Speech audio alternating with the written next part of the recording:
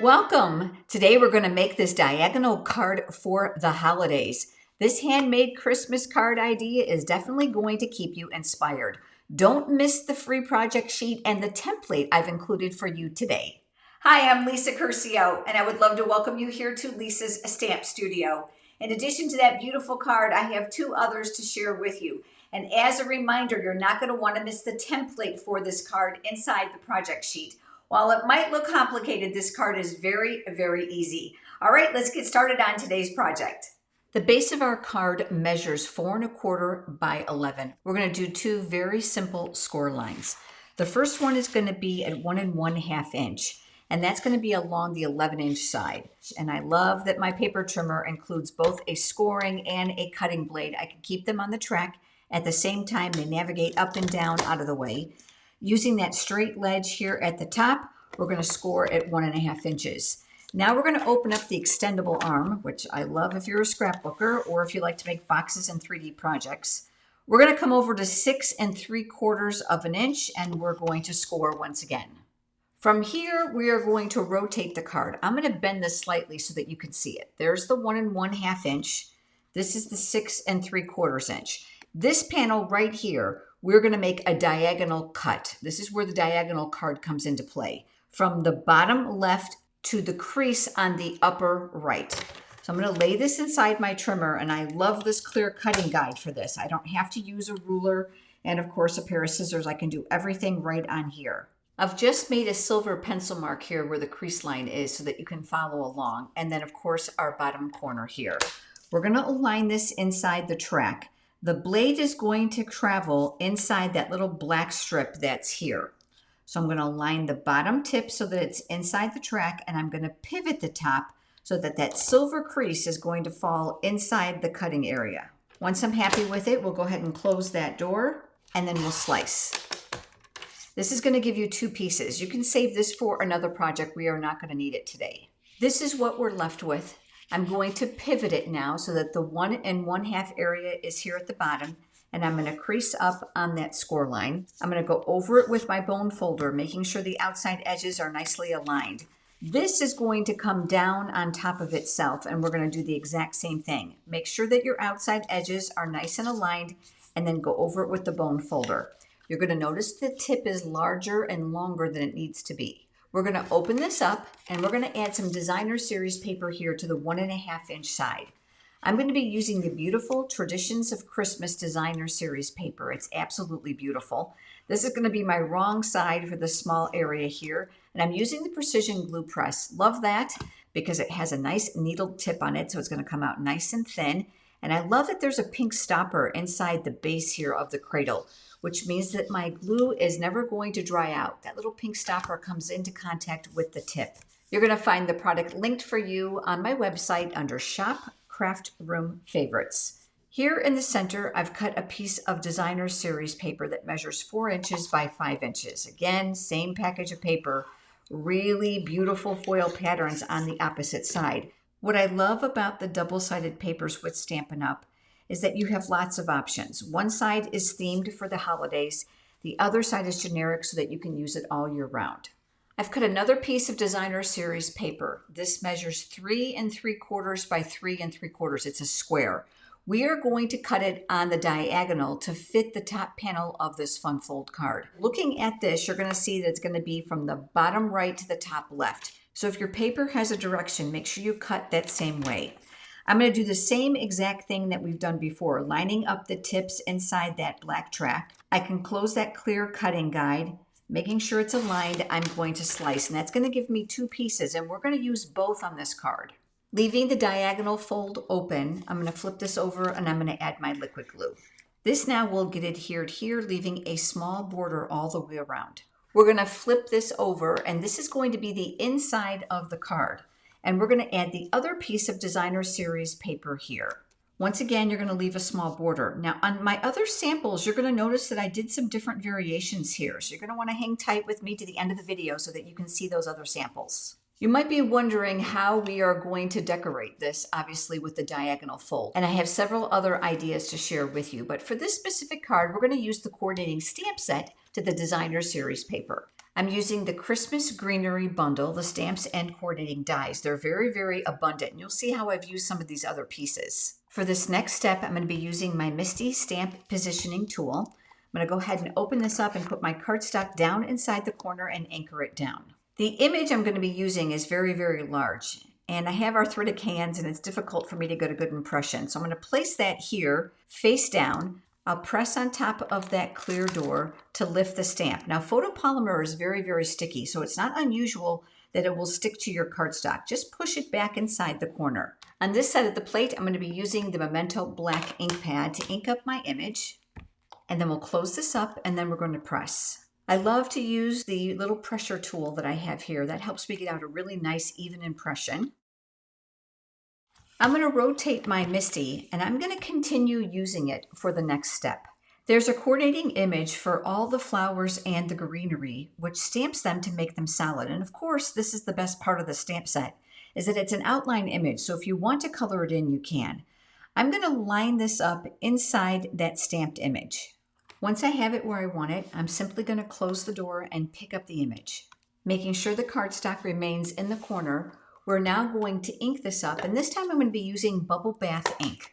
While this may not be a listed color in the Designer Series paper, it definitely matches the beautiful pink hues. We're going to close this and we are going to press, and that's going to leave us a perfectly filled image. I did use the Misty to fill in all of the flowers to get perfect placement, but I want to show you what I did here on the pine needles. I used Old Olive ink and I pulled out the coordinating solid image. I inked up the stamp, and using a piece of scratch paper, I stamped off one layer of ink to make it lighter, and then I simply lined this up. I did do all of this ahead of time just to save a little bit of time in the video, but then I used the coordinating die to die cut the image. From the same die set, I also cut a small portion of 2 of those beautiful pine boughs, and I did these from gold foil. They're very, very long inside the die set, but I knew I wasn't going to need the entire length, and I didn't see any reason to waste the foil. I also die cut one of the large leaves that are inside the die set, and again, it's very sizable, and I only used a portion of my scrap cardstock to do that. Using my scissors, I'm going to cut off part of this leaf here at the bottom, and I'll discard the rest. I'll come in with the silicone craft sheet because that's going to protect my work surface from liquid glue, any hot glue, or adhesive. That's going to keep my area here clean. I'm going to arrange these pieces how I'm going to want them. I'm going to take one of these small gold pieces. I'm going to place it here to the back side. I'm going to make it relatively low. And I'll place this one here a little bit on an upper angle. And then finally, I'm going to take the greenery and I'm going to tuck this in front of all of those pieces. Now that I have this arranged, I'm going to come over here, the diagonal portion of the card, and I'm just going to make sure that it's going to fit within the perimeter of the top and the sides, which it will. I'm going to flip this upside down, and I'm going to grab some dimensionals. Now, I'm not going to place dimensionals here at the bottom, and that'll make more sense in a minute. So I'm going to use them here across the top, and I'm going to tack those pieces down to the actual image. I'm going to come back over here to the diagonal area of my card. I'm going to hold this here and you're going to see how it's going to extend past the border. So we are going to move it down. This is going to ensure the pieces fit, but it's also going to give us a beautiful closure for this card. The reason you want to be careful where the dimensionals go is because you don't want them to be shown from the back side. You can see here that some of our stems are going to be too long, and that's going to be very obtrusive when the card is finished. So once I have this in place, I am going to take a pencil and I'm going to lightly trace over the areas here that need to be cut away. When I lift this then, I can come in with my scissors and I can cut away just what I know is going to show. I've erased the pencil line, and you can see here at the bottom we need a little bit more stability with the dimensional. So I'll add one more here. And then what we're going to do is remove the paper backings. And I love to use my Take Your Pick tool for this. I'm bracing the cardstock to make sure that I don't remove any of these little pieces. With the backing off of my dimensionals, I'll go ahead and I'll open this up, and I'm going to navigate this so that it hangs a little bit off of the edge, making sure all my pieces stay within the perimeter of the crease and the right side of my card. Flipping it over before we press too hard, there should be no dimensionals showing, and your pencil mark should be erased and there should be nothing visible. We're going to create a greeting here at the bottom. For this, I chose the traditional labels bundle, the stamps and the coordinating dies, and I did die cut one of these shapes ahead of time. One of the reasons I love the stamp set is that you can build custom phrases using the different pieces, and that's exactly what I did for this card. I pulled out the words Merry, and I also pulled out the words and bright, and I'm going to butt them up against each other to make sure that they're nice and straight. I'm going to take my clear block and I'm going to press on top.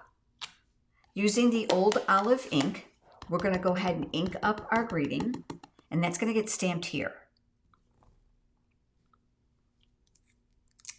To spruce this up a little bit, I cut some beautiful striped gold ribbon. I'm going to fold it in half so I have a loop here on the left-hand side, and I'm going to leave my raw ends to the right. You can use glue dots or dimensionals if you'd like to secure this, but I like to cheat and I'll use a little piece of household tape here on the back side. I'm going to grab my dimensionals and I'm going to make sure that these are evenly spaced across the back of my greeting. With the backings removed, this is going to go here near the bottom center. I'm going to come in and give those ends a little bit of a trim. We'll work on the closure in just a moment, but let's talk about where you're going to write or sign. This is a piece of basic white cardstock for the area for signing, and it's slightly smaller than the designer series paper. I'm going to place this on the diagonal once again inside the track, carefully aligning the tips, and we'll slice. I'll turn this so that my straight edge is at the top and along the right side. From the Wishing You Joy stamp set, I've pulled out a sentiment. I'm inking that up with the old olive ink, and that'll get stamped here near the top. Inside the card, this is going to get attached here. You're going to leave a little border of that designer series paper showing, so I'll go ahead and add my liquid glue once again. I have several products that I love here in the studio that I use that are not Stampin' Up, including that precision glue press. You'll find them linked for you on my website under Shop Craft Room Favorites. We're going to seal the bottom, but it's going to be very important where you put your closure. The tip of this card is going to eventually be tucked down beside this area. So what we're going to do now is we're going to create a little curvature to this piece of cardstock. Remember, in addition to the cardstock, we have 2 layers of designer series paper here and here. So I'm just using my fingers to break down the fibers just a little bit. We don't want it curly and we don't want it to crack. We just want to create a little bit of curvature to make it easier to do. At the bottom flap, I want you to open it up so it's flat. You're going to be using dimensionals for this specific one. I have other options for you. You're going to leave about 1/4 to 1/2 inch on the right-hand side.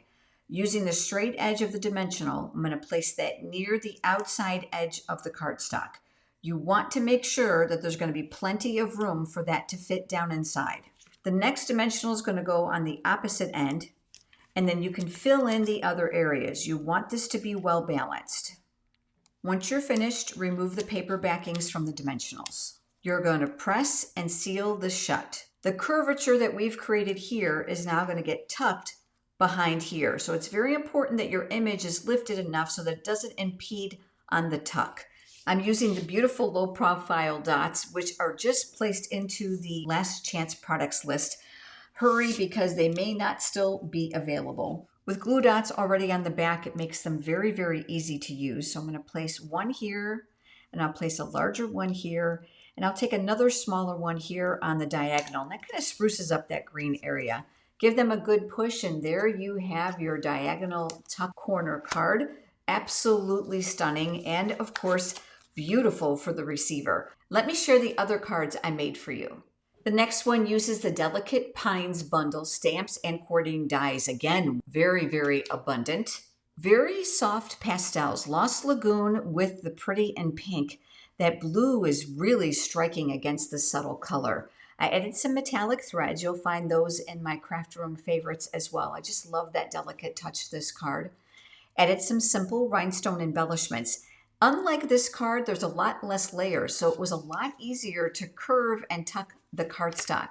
The designer series paper here is from Wildflower Birthday, again in the last chance products list, only while supplies last.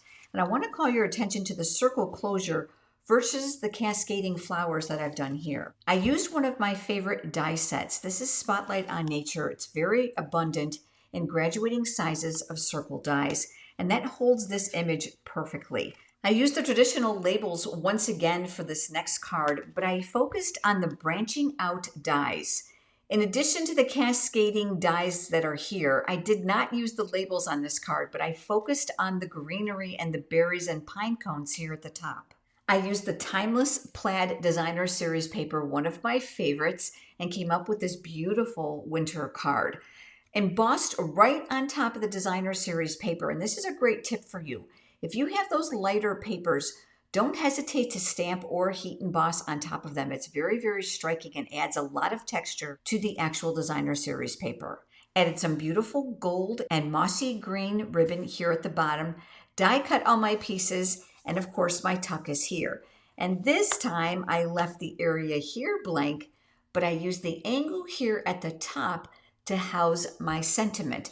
Plenty of room to write and sign. Again, the tuck is very simple to use by placing it down inside of here. There's lots of options for this card. I'm hoping that these are going to inspire you. I'd love to know your favorites, so do me a favor, pop down right now in the comments and let me know which one of these diagonal folds are you going to create for the holidays this year. There are brand new online exclusive products debuting, and you're not going to want to miss them. To stay in the know about everything that's happening with Stampin' Up's promotions, as well as what's happening here at the studio, go over to my website and scroll all the way to the bottom and fill out that small form. That will sign you up for my free weekly e-newsletter so that we can keep you in the know. There's always lots happening here at the studio, and we love to reward our YouTube members. So if you'd like to sign up for our YouTube channel membership, it is only 99 cents a month. In exchange, we're going to give you emojis, custom badges to use, and of course, the opportunity to purchase merchandise that we have designed for you. You can find all the information by clicking the join button under today's video. If you love to create, you are going to love my Stamp Studio memberships. Every single Monday morning at 9 a.m. Eastern Time, it's going to come right to your inbox, and that's going to be a tutorial for a project I don't share anywhere else. And it doesn't matter what country you live in. These step-by-step instructions include multiple pictures, cutting dimensions, and supplies. And best of all, the watermark is not included on any of my photos or the tutorial, so you are welcome to share them with others. Level 1 is $5 a month, but there's also Level 2. And Level 2 includes everything in Level 1, but it also includes a monthly fund fold card. Of course, step-by-step instructions, pictures, cutting dimensions, and supplies. But everybody in Level 2 also receives a discount code for my PDF tutorial library that they can use during the month. In addition to that, we choose 5 random product winners every single month. We would love to have you join Stamp Studio memberships. You'll find all the information over on my website in the red menu bar titled Memberships. Those are just a few ways that you can support me here at Lisa's Stamp Studio, but of course I want to keep inspiring you. So make sure you check out the videos here on the screen for more creativity. I look forward to seeing you next time. Have a great day.